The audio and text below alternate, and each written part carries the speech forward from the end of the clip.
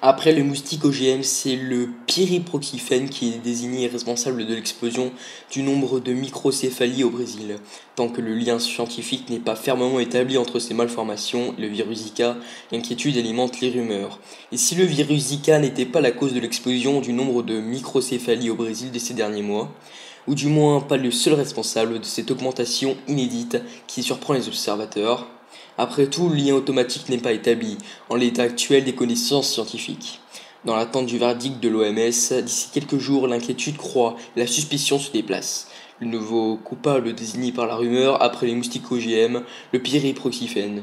Pourquoi ce pesticide est-il suspect? Ce pesticide recommandé par l'OMS est utilisé au Brésil afin de lutter contre la prolifération des moustiques Aedes aegypti et Aedes albopictus, vecteurs de Zika, mais aussi du chikungunya et de la dengue.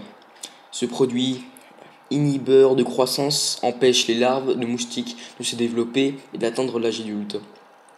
Les autorités brésiliennes l'ont utilisé pour traiter les réservoirs d'eau potable depuis 2014, notamment dans le nord-est du pays qui a enregistré entre octobre et février 462 cas de microcéphalie confirmés contre une moyenne annuelle de 150, tandis que 3852 autres cas sont considérés comme suspects.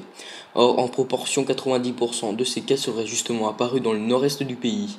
Au lieu d'éteindre l'incendie, le médicament est-il un poison s'interroge l'écologiste. Ce site relaie les rapports d'organisations indépendantes de médecins au Brésil et en Argentine, dans lesquels elles établissent un parallèle troublant entre l'effet de l'insecticide sur sa cible et les symptômes observés sur des milliers de fœtus et de nouveau-nés mal formés.